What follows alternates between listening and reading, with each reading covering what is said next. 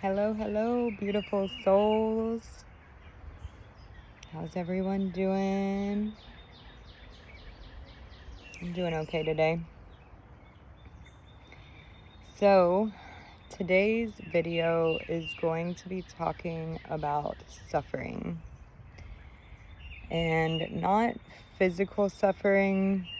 I'm not a doctor. I'm not a therapist. My qualifications are through my lived experience and what I've been learning that's not doctor related. So if you are experiencing physical suffering, you may want to consult a physician. Today I'm going to be talking about the kind of suffering that we do to ourselves, the kind of suffering that we can actually do something about, in our day-to-day lives. So, mental suffering is where we're at. Being stuck in these loops of bashing ourselves, being stuck in anxiety loops, being stuck in a depression loop, just being stuck. And whenever I started thinking about suffering, I pretty much boiled it down to being in disalignment or not aligned with either the present moment or yourself. So you came here and you are you. Like, you have your blueprint of who you are at your core. And oftentimes throughout life, we put different masks on to go into different places, to be with different people, to be in different situations. And those masks, even though they are kind of you, they're not who you are at your essence. So if you are not being who you truly are in a certain situation or with a certain person, it is not in alignment with who you are. It is a mask. It is a way for you to change yourself to fit in, to get acceptance. And when we do this, we're actually abandoning ourselves in hopes that something external from us is going to fill that void that we've just created by abandoning ourselves. So that's not being in alignment with yourself. It can happen in so many other ways. Like, if you are personalizing people's opinions of you, or behaviors that they're doing that are not, like, you're feeling angry because somebody is mistreating you, and then you say, oh, there must be something wrong with me, I need to change. Which, we do want to look at these situations and say, hey, did I do something out of alignment with love, because that's really what we are. And then in that case, maybe you do change. But in most situations when this happens, let's say a parent calls you a name out of a joke because that's how they are. And then for you, you take that joke in and it really stays with you for a long period of time. Even though, maybe they meant it, maybe they didn't. The truth of the matter is, though, if it's not really who you are and you personalize that, you're taking on this extra persona that's not really you. It's somebody else's opinion of you. So that's another way that can happen. And then you can also create suffering by not being in alignment with the present moment, right? So this is where we get our anxieties and our depressions, which probably in the grand scheme of things are quite necessary to get us back into alignment. When you're feeling these feelings, it is just a messenger telling you, hey, you're not doing what you're supposed to be doing if you're being true to yourself, right? So to dig into that, sit with it, let it be there, and then figure out, where is this trying to take me? What is this trying to show me?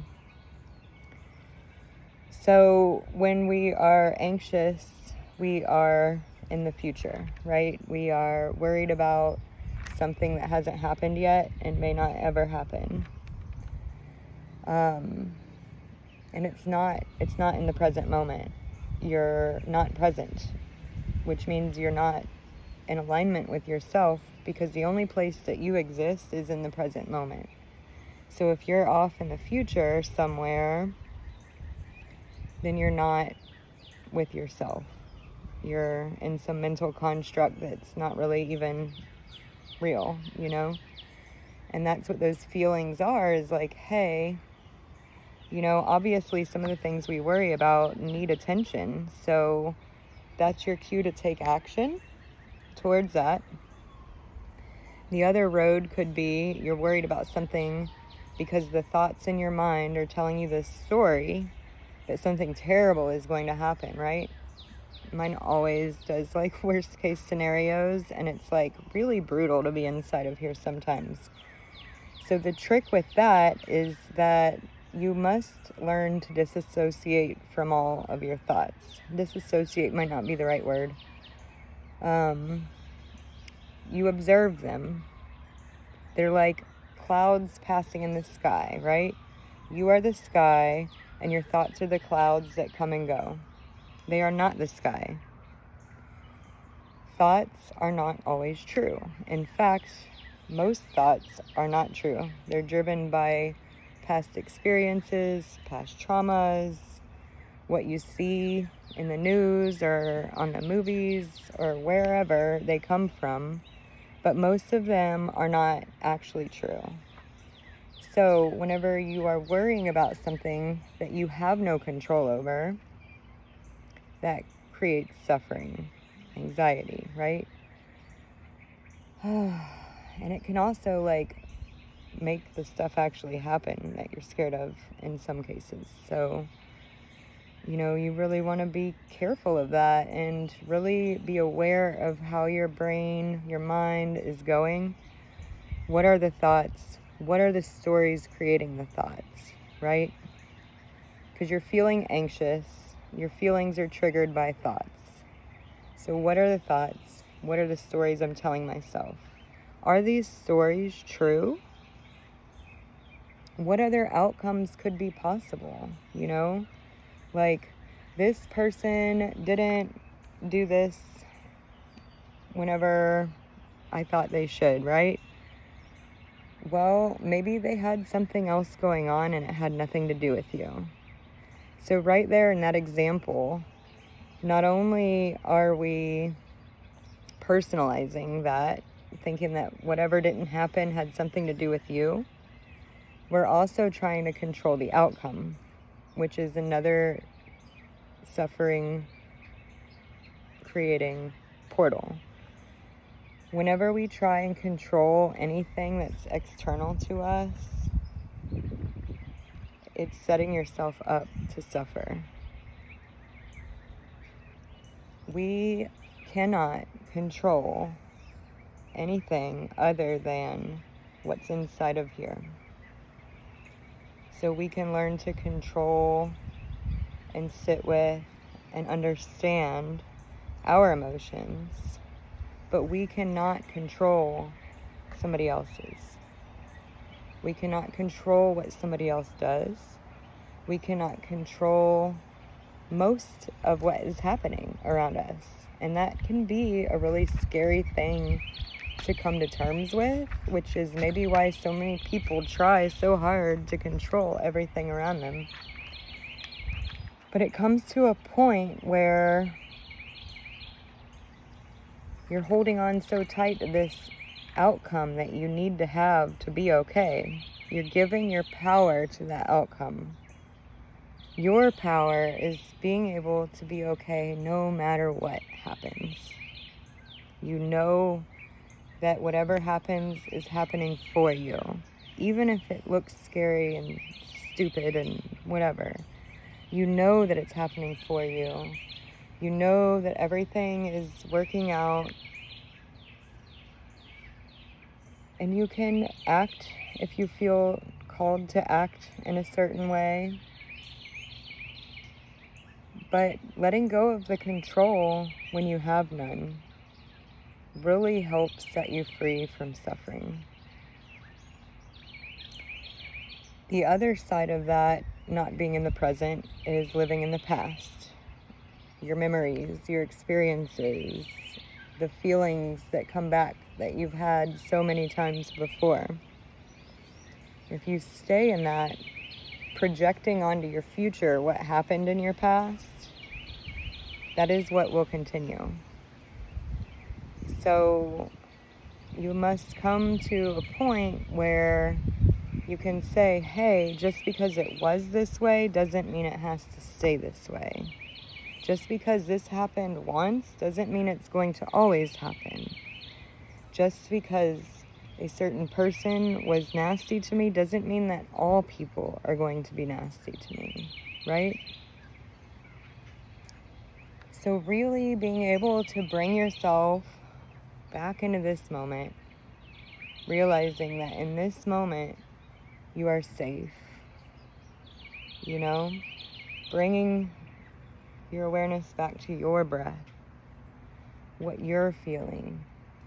Why are you feeling the way that you're feeling? What is it trying to tell you? Normally it's trying to tell you that you're taking some belief that somebody has, personal, and you're integrating that into your belief system, and it doesn't align with who you are. Not being worthy, not being lovable, not being enough are all crap beliefs that a lot of us believe, and they're just not true for anyone. Because if you are here and you are breathing, you are lovable, you are worthy, and you are enough just because you exist, just because you're here. And then all of this conditioning telling us that we're not worthy, we're not enough.